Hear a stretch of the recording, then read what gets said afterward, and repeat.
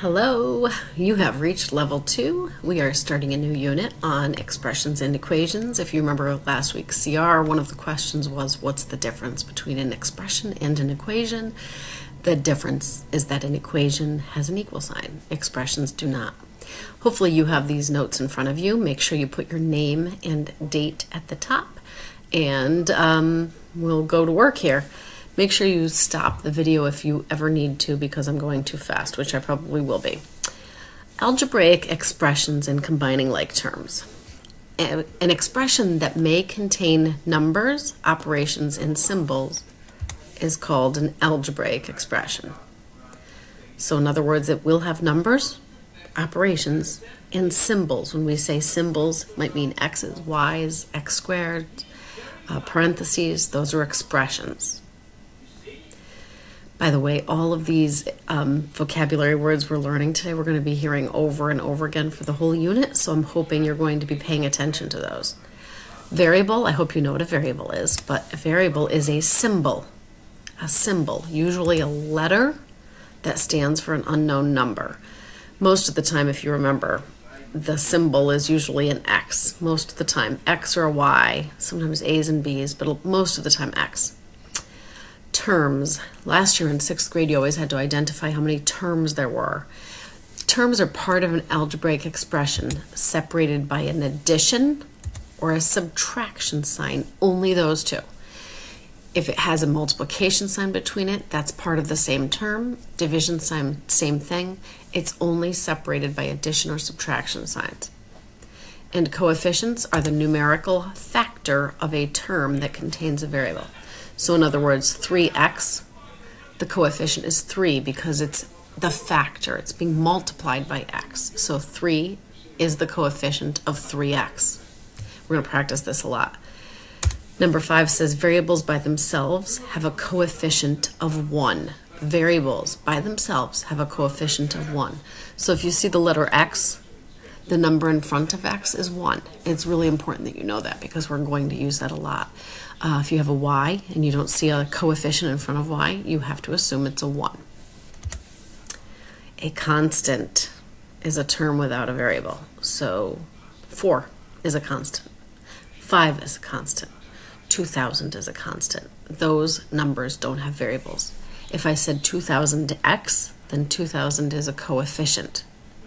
Okay, once you have this, we're going to go on to the next page. Pause if you need. So now we're going to practice. So label each part of this algebraic expression below. Now I'm going to see if I can use a pointer here. This right here is a number in front of x. It means -4 times x. -4 times x. This is a coefficient. This 3 means 3 times y. It's also a coefficient. So let me go back to this. And there it is. It's a coefficient. The letter right after the coefficient is the variable.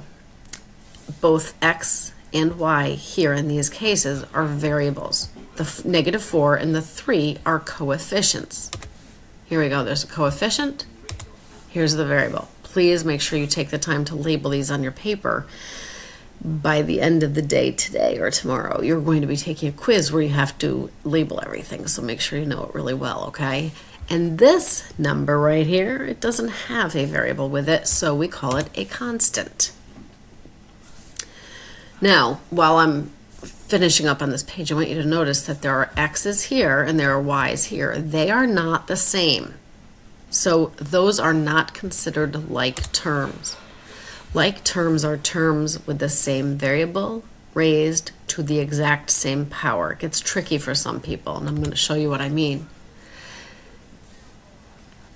If you need to pause the video, pause it before I go into this whole thing. But if you notice down below, this is a lot going on here. But if you notice, the numbers highlighted, the terms highlighted in the same color are the same like terms. So 4x squared is a like term with 4x. Let me get my pointer.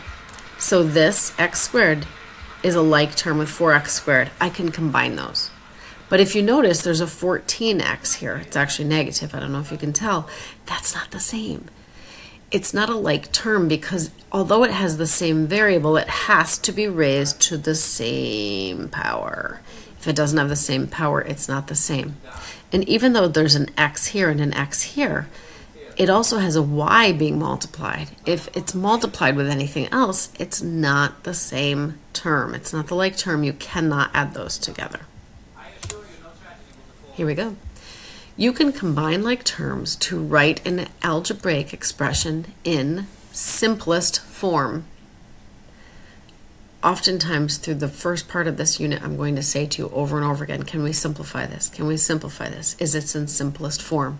Simplest form means you've put all the like terms together and made it look simpler. I'm going to give you an example down below. Do you notice that this expression is quite long? When we get done with it, look how nice and simple it is. It's much less overwhelming, and that's going to be your job here. So let's try a few more things here. The coefficient or constant, we're on number 10 right now. Take the sign directly to the left of it. So for example, if you look down here below, you don't have this, I know you don't, but if you look, you can see y is a negative because even though it looks like a subtraction, and it is, because that's the sign in front of the y, we will treat it like a negative because we're losing that y, we're taking it away. These are positives, these are positives. This has no sign, so it must be positive, okay? To simplify an expression, we add or subtract the coefficients of like terms. Okay, you have to keep that in mind all the time. When we simplify, we are adding and subtracting them. You may also use the distributive property. Oh boy, that's going to get tricky, but you've been learning about the distributive property since 3rd grade in one form or another, so hopefully it'll make sense. I want you to look down here. They've highlighted down here the like terms, and then they put them on the same part of the expression. So they put all of the y's to the right, they put all of the x's to the left. Now, you don't have to do it in any certain way, but the rule of thumb is alphabetical order. X comes before y in the alphabet, so we're going to try to put them in alphabetical order to make them all look the same. After I've put all of the like terms near each other, I simply simplify them by their coefficient. So the coefficient in front of this x is 1. There's 1 x. There are 5 x's here, so 1x and 5x give us the 6 x's down here. This coefficient is 2.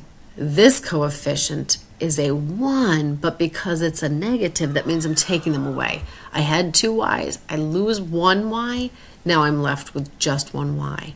And now I've simplified everything. I cannot simplify this anymore because x and y are not like terms. Now we're going to practice. It says simplify each expression below, highlight or circle the like terms to help you. Now I wish I had something to write with, but I don't because I'm home. And I was just going to upload your video from last year, and it really was terrible. So I decided to make another one. Hopefully this is really exciting for you. If you notice, we have negative 5x, positive 2x, positive 5x squared. Is x squared a like term with x? Hopefully you know it's not, because x squared has a different power. This is power of 2. This means x times x. This means just x. So they are not like terms. So I'm going to put those x squareds here first, and then I'll combine the x's, and then I put the constants at the very end. Okay, so watch what I get. I haven't changed 5x squared because there are no other x squareds. Then I've said negative 5x plus 2x. So really just focus on the coefficients. Negative 5 and positive 2 is negative 3. Use your calculator if you need to. And then we just simply add the constants at the end. Now the next one gets a little trickier. Remember I said distributive property? Not sure if you remember this from, oh gosh, last year and the year before. But this time you're using it with letters, and I'm not sure that you did that too much before. So let's think about this for a minute. If you remember, the distributive property means whatever number is on the outside of the parentheses tells me how many of those sets of things in the parentheses there are. So this means I have 3 d minus g's. So if I have 3 of these, that means I have 3 d's and I have 3 negative g's. Okay, so if I rewrite that, it looks like this. That means I have 3D, and I'm taking away 3 G's because I just simply distributed 3 throughout. I want to get rid of the parentheses first, so that's why I had distribute. Then I just rewrite the rest of the expression just like this. Now if you notice, I have 3 D's here. Oops, and I have negative 2 D's here. So that means this is wrong. If you notice this I copied this from the one I had online, but this is really wrong. This shouldn't be 5D. This should be 1D. Please fix this on your paper. This is wrong, and I wish I could write for you, but I cannot with this thing. Please write 1D or just D. And the G's are correct because I had negative 3 G's and positive 5 G's, so that is 2G, but they made an error here with this one. Okay, I'm going to ask you to practice. After you submit your notes, there is a matching practice after this. It's a blue puzzle, okay? I hope you can get it all done.